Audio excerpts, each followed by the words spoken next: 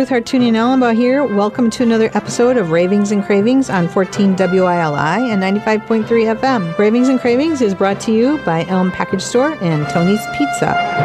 This is Ruth live in the studio. Good to be with you.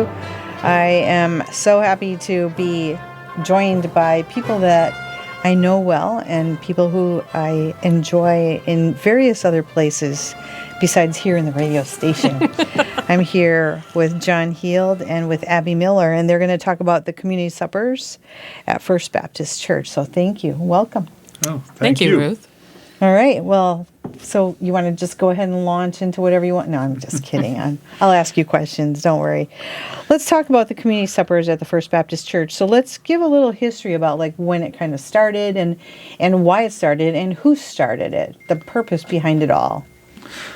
Well, Fred Shapiro, who was pastor over there at First Baptist, had the vision to originally start the suppers, and I did not join him immediately, but I was an interested observer for a little while, and then he got me a little closer and a little closer, and Fred was good at recruiting. And he had a vision to continue establishing community in the downtown area, and he recognized that food was one way to do that. Yeah. And that if we would prepare meals, people would come. And it's been going on for something in the neighborhood of 14 or 15 years, and lots of people have had something to eat. And it's so amazing that it has had that staying power. Things don't last that long without something behind it. So what do you think has contributed to the longevity of the program, Abby? What do you think? Probably the dedication of the people who are involved. The teams that volunteer are very dedicated, and they have a goal, So it's worth it. So what is the goal? The goal is to feed people and to build community. So we draw people in with the food, but the community is built as we interact over the food and as we share each other's needs and share each other's burdens. We've met lots of friends at the community supper over the last 12 years, and some of them we keep in touch with via Facebook or phone numbers, and some of them still come. So, wow. How long have you been a part of that whole thing there? A little over 12 years now. We've been serving monthly. And I think some months. It's a couple of times, right? Every month where there's a fifth Tuesday. We're fifth Tuesday. Is that today? That's tomorrow. Oh, wait, today's Monday. I don't even know what day of the week it is. All right. So it's been about a dozen years. Yes. And when Fred passed, that was a big void that he left here. Yes. In the community. It certainly was. And I know that his wife misses him dearly, certainly. But what's the role that you guys play in the community supper? What do you guys do? You alluded to it already, but the community supper, while hosted by the First Baptist Church, has several volunteer teams from other area churches. And are there non-churches? I think possibly some, or individuals. Individuals or clubs. There certainly have been in the past. Who host a night, and in our case, it's the second Tuesday of every month, and as mentioned, when there's a fifth Tuesday, and we shop for and gather the ingredients and then bring them to the kitchen where we cook and prepare the meal, and then we serve it. So the First Baptist Church doesn't have to supply people to cook and ingredients and people to serve every night of the week. The burden is shared across many teams. And so what we do is we plan out a meal, and then the ingredients are shopped for and gathered and delivered to the church by our team. And then the team that does the cooking shows up, and we cook from roughly 4 till almost 6. And then there's a brief message, and then we serve, and then there's the cleanup. And so different people on our team have different strengths, and so we all do what works the best for us. But that's kind of the whole thing. So things start rolling at 4, you're saying? Yes. Yeah. For us, different teams do it differently, but we have been on that rhythm for a long time. We arrive at 4. We unload the groceries, most of which were purchased on Monday. Monday afternoons tends to be the shopping day for Tuesday's meal. And then we bring all the groceries, and the first members of the team arrive. We carry in the groceries, which is a bit of a task all by itself. There's a lot of groceries that have to travel into the kitchen. Yeah. And then we start the preparation, whatever the particular menu requires. And as Abigail mentioned, it usually takes us about 2 full hours to get the meals hot and ready to serve. Yeah. How many people are you serving usually? It fluctuates a lot, but we have had as many as 65 or 70, and we've had as few as 30, I would say. And there doesn't seem to be any particular discernible trend as to why or what time of the month or whatever. Nothing. The weather sometimes influences people, but it doesn't always. But there can be a lot of fluctuation.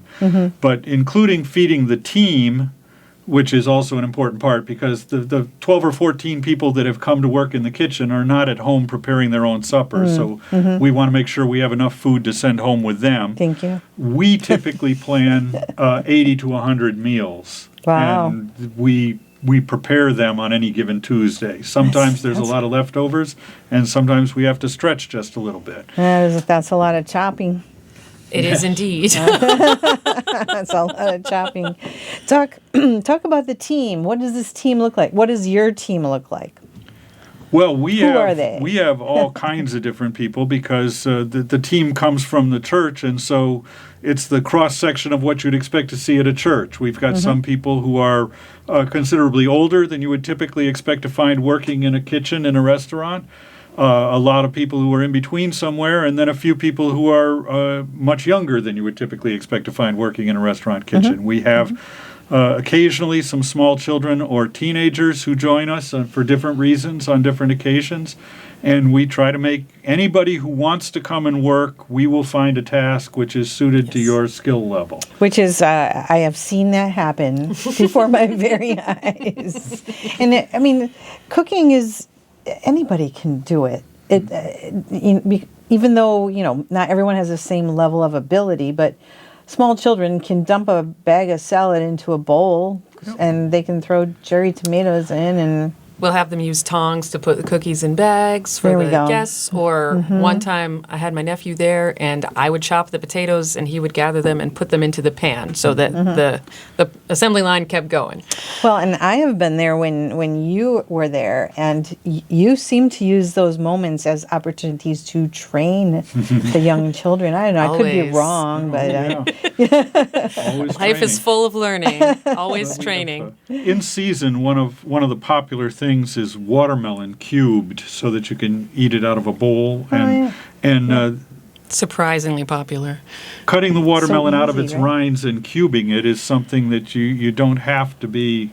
True. You can be a 12-year-old and do that very effectively. Yeah, it's a knife thing. You just got to be careful, right? Well, talk about some of the meals that you guys have created over the years. What are some of the favorites? The ones that people rave about, and the ones that maybe were not so great. Talk about what you've created over the years. Well, our standard has always been that if you wouldn't serve it to a guest in your house, we don't make it at community supper. So we avoid things which are cheap or overly easy or not particularly tasty. Like pre-made or pre-prepared. Right. This is correct. So you're doing scratch cooking basically in that For the most part. We'll buy, dinner rolls and heat them up, but for the most part, the bulk of the meal is scratch. And we're very a little famous for our tossed green salad full of ingredients. So What are some of those ingredients? Oh, well, first there's the several different kinds of lettuce, and then we put in the craisins and the chickpeas, and we chop up the peppers and the red onions to add a variety of color. And we do olives and sometimes cucumbers. Not usually tomatoes, because they make the leftovers wet and soggy, but carrots. We've done grapes. I don't think we've ever done carrots in the salad. But when we first started, we did very basic meals that we were easy to kind of make big because you needed to feed a lot of people. So we started with very meaty pasta sauce over penne with some dinner rolls and some, salad. But as we kind of grew into knowing how long it's going to take us to make that many things or how easy or what kind of pans you have available. We started in the colder months, so we did the pasta, we did the shepherd's pie. Nice. We've done some like fettuccine Alfredo, but then in the summer months we like to do hot dogs and potato salad or a pasta salad with like a summery vegetable like corn. And then getting into fall, we'll start into some more cozier foods. And then we like our holiday meals fairly typically, whatever one is between Thanksgiving and Christmas, we'll do like several baked hams and mashed potatoes with peas. So I'm getting hungry now. Okay, I gotta say, I am getting hungry. Yeah. But One of the popular meals is breakfast for dinner. We don't do that very often, but Oh, 2 really? or 3 times a year we'll have pancakes and scrambled eggs and That's sausage. awesome. That's great. pull I out like that. all 4 griddles, and Oh, yeah. we've got it where we know where to put them so that we don't blow the circuit breakers. And Because maybe you had done that in the past. Oh, yeah. maybe a couple Maybe a times, couple maybe a couple times, times on the yeah. It same happens. night. It Who's to happens. say? And we sometimes, if somebody has an idea, we try to incorporate it. So if we're making something with chicken and somebody says, what we should try is this other dish that we could make with chicken, we'll be like, well, how could we make that bigger? And we'll start kind of brainstorming together while we cook. So it's a fun collaboration. And I've learned things from the people who've learned there. I've taught things to people who, were like, oh, I didn't know you could cut onions that way. And it's like, you can. You can. You certainly can. can. So you take menu suggestions sometimes, like from Frequently. the people that are coming to enjoy supper. Oh, yeah. And we also sometimes something will be on sale, and it's like, well, I got 50 pounds of chicken. What can we make with 50 pounds of chicken? Yep. Use what you got, right? So those are good opportunities as well. So I'm just curious about why you guys are involved in this opportunity to serve your community. Like, what is it? What's the drive behind that? What's the heartbeat behind like your commitment? Abby, you've been doing this for over a decade, right? Yes, it came as an Yeah. opportunity. A friend of ours who was doing a night on community supper asked us if they were interested in more teams, and so they approached us and a couple other couples that we know, and so 3 couples together made 6 people as the core who were going to pay for a third of the meal each, and then we started asking the church for help because the 6 of us weren't quite enough to get the food out that quickly. And Oh, so yeah, the that church would started be supplying challenge. volunteers, and then the church, really got behind it a lot and started supplying supplies and manpower and all sorts of things, and people to do the message and live music. When we first started before COVID, we did live music, and so nice. we had people with guitars show up and sing and play Oh, nice. Very while nice. the people were eating. It was really quite nice. And then some people would just show up to sit and enjoy the meal and talk to people. They didn't help with the cooking or the cleaning. They just showed up to talk to people. Yeah, it sounds like you established a very friendly, warm, and welcoming kind of atmosphere. Like, I mean, I think that was Fred's vision, and so it was a good vision. yeah. Yes. What is the message about? Like, does every group that comes in have an opportunity to speak about something? And what do you speak Well, about? I don't. I'm very seldom there when anybody besides us is doing it, so I can't really speak to what they're doing Yeah. currently. But Yep. I know that when Fred first invited us, he made it very clear to me that a short gospel presentation was an important part of the evening in his mind, and that he wanted to be sure that we were committed to that and not simply going to get bogged down in the kitchen.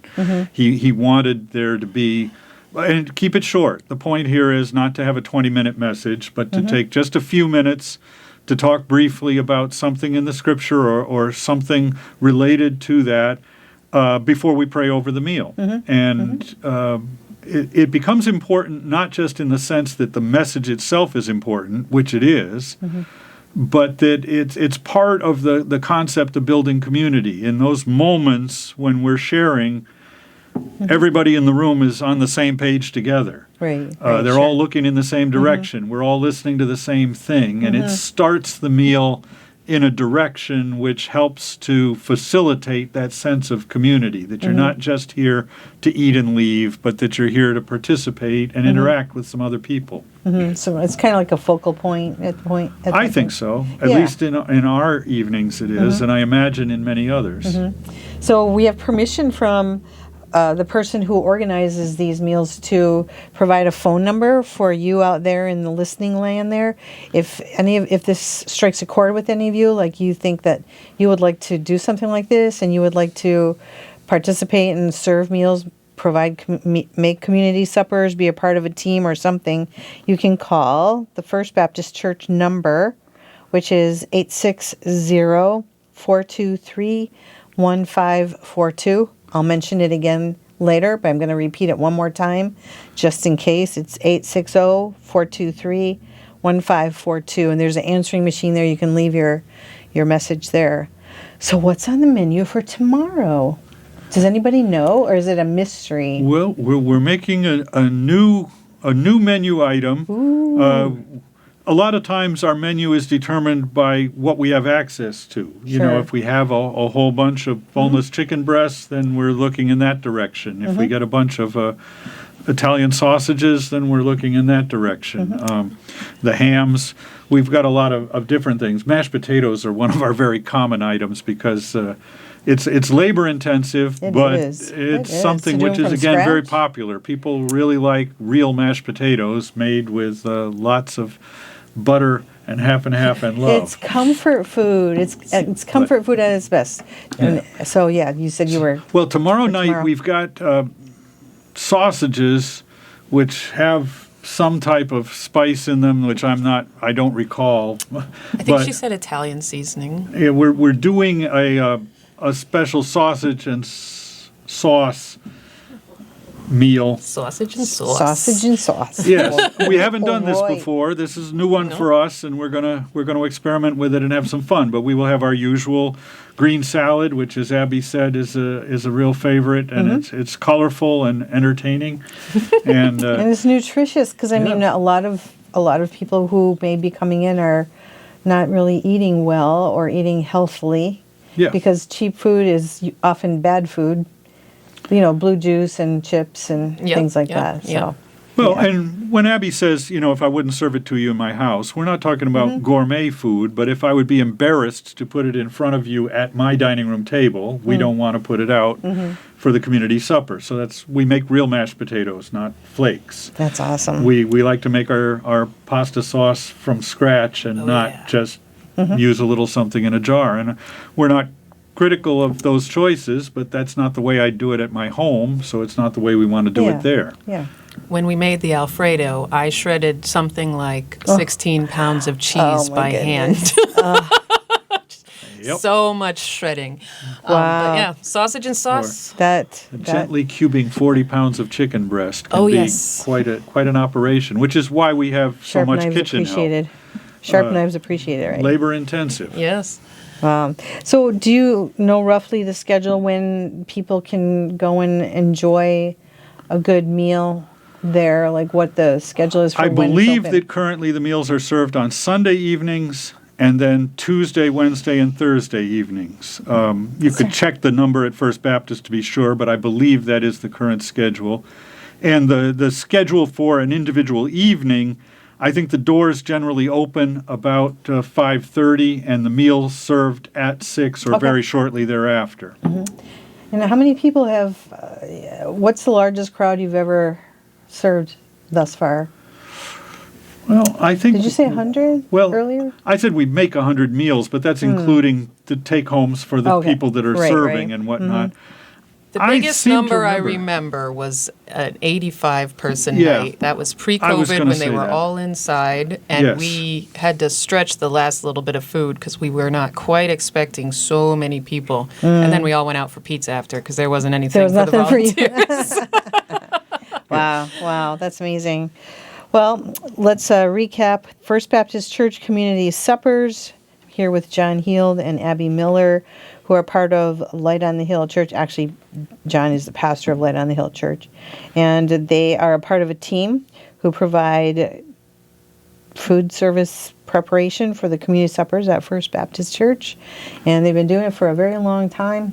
And I hope other people out there will maybe catch the bug and maybe volunteer to cook or bake or do something. The phone number again for the church, if you're interested in joining and giving it a try, is 860-423-1542. So thank you guys for coming and talking today You're about welcome. the community supper program. It's a great program, and I'm a big fan of it. I really am. I can't be there all the time, but if I could be in like many places at many times, I would just send one of me. It's always fun when you come, Ruth. And we'll leave on that note. This is Ruth Hartunian Allen, otherwise known as Ravings and Cravings, signing off here on Good Company, WILI.